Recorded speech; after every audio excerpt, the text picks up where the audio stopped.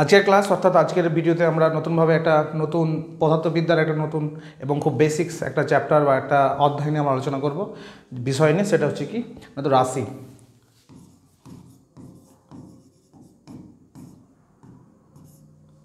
সেটা হচ্ছে কি না তো রাশি। রাশি কাকে বলে, রাশি কি সেটা জানবো আগে আমরা। না তো রাশি কাকে বলে, না তো পরিমাপযোগ্য যে কোনো প্রাকৃতিক বিষয়কে আমরা রাশি বলে থাকি।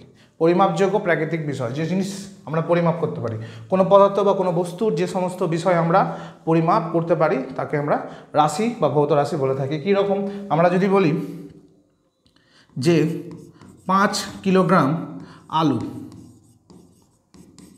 5 কিলোগ্রাম আলু, এখানে আলু হচ্ছে কি একটা বস্তু, আর 5 হচ্ছে কি একটা সাংখ্যমান, কেজি হচ্ছে কোনো একটা বস্তু, অর্থাৎ আলুর একটা অবস্থা বা একটা জিনিস যেটা আমরা পরিমাপ করি তার একটা একক। এটা আমরা ভালোভাবে বুঝলে কী করে বুঝতে পারবো, না তো 5 কিলো আলু, এখানে রাশি কোনটা? এখানে রাশি কোনোটাই নয়। কারণ কি, এখানে বলা আছে 5 কিলোগ্রাম আলু। আলুর কি না তো ওজন, আলুর কি না তো ভর, আলুর কি না তো আয়তন। এই সমস্ত যে সমস্ত বিষয় রয়েছে সেগুলো আমরা কি পরিমাপ করতে পারবো। 5 কিলোগ্রাম যেহেতু কেজি বলেছে, তাই আমরা কি আলুর ভর বা ওজনকে হিসাব করতে পারি। তাহলে কি আলুর ওজন বা ভর যেটা আমরা পরিমাপ করতে পারি সেটা হচ্ছে কি রাশি। তাহলে এখানে ক্ষেত্রে কি হচ্ছে আলুর ওজন। আবার আমরা বলে থাকি কি জল, আমরা জল পরিমাপ করতে পারি না, জলেরটা হচ্ছে পদার্থ। আমরা জলের কি পরিমাপ করি, আয়তন পরিমাপ করি। আয়তন কীরকমভাবে বলি আমরা, তো 1 লিটার জল, অথবা কি পরিমাপ করে থাকি আমরা, অথবা ভর ইত্যাদি। এই যে আয়তন, ভর, এই যে সমস্ত বিষয়, ওজন, যে সমস্ত বিষয় রয়েছে সেগুলো হচ্ছে কি কোনো পদার্থ বা কোনো পরিবেশের পদার্থের রাশি। ঠিক আছে। রাশি কয় প্রকার? রাশি মূলত 2 ভাগে ভাগ করা হয়, আমরা জানবো কি কি। আর প্রথমত আসছে কি না তো ভেক্টর রাশি এবং স্কেলার রাশি। প্রথমে আসছে স্কেলার রাশি, আর দ্বিতীয়ত আসছে কি ভেক্টর রাশি।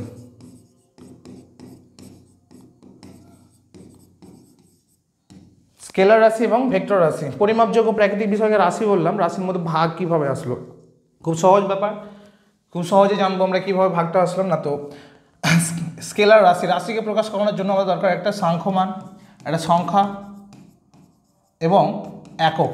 এই দুটো জিনিস দিয়ে আমরা মূলত রাশিকে প্রকাশ করে থাকি। যেমন কি 5 সাংখ্যমান, কিলোগ্রাম হচ্ছে কি একক, এটাতে আমরা কোনো বস্তুর ভর করি। 1 লিটার, এটা সাংখ্যমান, এটা হচ্ছে কি একক, এটাতে আমরা প্রকাশ করি কি আয়তনকে। এই সমস্ত ভৌত রাশিকে আমরা কি করি, প্রকাশ করে থাকি। এগুলো সব হচ্ছে কি এক একটা স্কেলার রাশি। ভেক্টর কীভাবে আসলো, না তো কি যে কিছু কিছু রাশি আছে যেগুলো পরিমাপ করার সময় শুধুমাত্র সাংখ্যমান এবং কি একক দিয়ে তাকে সুনির্দিষ্ট করা যায় না, তাকে আমরা কি করতে পারি না, সন্ধান করতে পারি না, সঠিকভাবে বোঝাতে পারি না। সেই সব ক্ষেত্রে কি হলো না তো কি ব্যাপার আসছে, তারাকে বোঝানোর জন্য কি নির্দেশ করতে হচ্ছে, দিক নির্দেশ করতে হচ্ছে। তাহলে কি কি সাংখ্যমান থাকছে, তার সঙ্গে একক থাকছে, এবং কি তার সঙ্গে কি হচ্ছে দিক নির্দেশ করতে হচ্ছে, তখন সেই সমস্ত রাশিকে আমরা কি বলবো, না তো ভেক্টর রাশি। তাহলে ভেক্টর রাশির ক্ষেত্রে কি হলো না তো সাংখ্যমান, একক প্লাস এবং দিক নির্দেশ করতে হবে। দিক নির্দেশ করার জন্য সেটা কি হয়ে গেল, দুভাগে ভাগ হয়ে গেল, স্কেলার একটা ভেক্টর রাশি। এবার পড়বো আমরা বৈশিষ্ট্য পড়বো, স্কেলার রাশির বৈশিষ্ট্য এবং ভেক্টর রাশির বৈশিষ্ট্য। স্কেলার রাশির বৈশিষ্ট্য, প্রথম বৈশিষ্ট্য হচ্ছে কি না তো স্কেলার রাশি শুধুমাত্র মান আছে, দিক বা কোনো অভিমুখ নাই। শুধুমাত্র কি আছে, মান আছে, দিক বা অভিমুখ নাই। 2 নম্বর, স্কেলার রাশি যে সমস্ত রাশিগুলি আছে তাদের যোগফল বা বিয়োগফল, যোগ বিয়োগ যদি আমরা দুটো স্কেলারের মধ্যে যোগ বিয়োগ করি, সেটা সাধারণ বীজগাণিতিক নিয়ম অনুসারে হয়ে থাকে। সাধারণ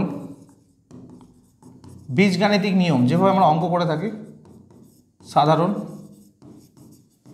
যোগ বিয়োগ যেভাবে করে থাকি সেভাবে বীজগাণিতিক নিয়ম অনুসারে হয়ে থাকে। কীরকম, আমি যদি বলি 5 কিলোগ্রাম আলু প্লাস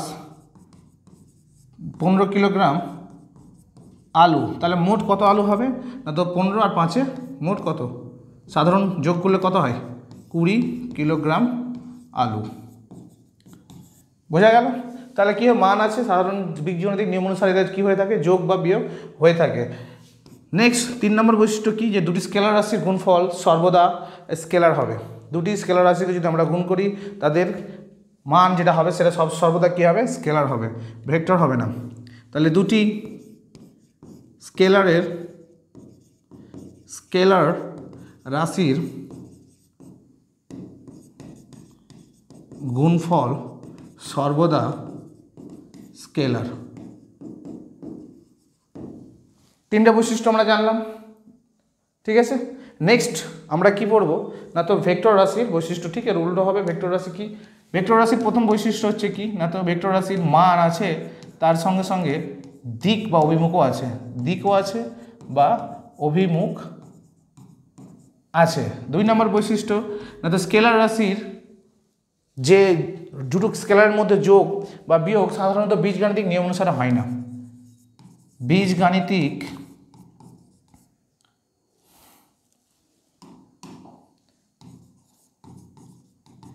নিয়ম মানুসারে হয় না, ঠিক আছে। ভেক্টরের ক্ষেত্রে কি হয় না,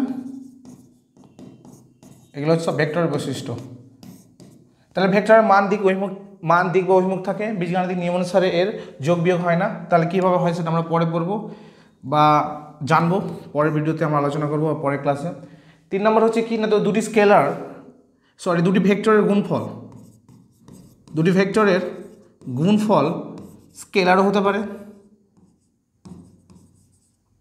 বা ভেক্টরও হতে পারে। এর ক্ষেত্রে বলা যায় না, দুটোই হতে পারে, স্কেলারও হতে পারে, ভেক্টরও হতে পারে। ভেক্টরের সঙ্গে ভেক্টরের গুণফল ভেক্টর হতে পারে অথবা স্কেলার হতে পারে। এর একটা উদাহরণ আমরা জানবো, যে দুটি ভেক্টরের গুণফল, এটা স্কেলার কি না, তো কৃতকার্য বা যেটাকে আমরা বলছি ওয়ার্ক ডান, কার্য বা কৃতকার্য,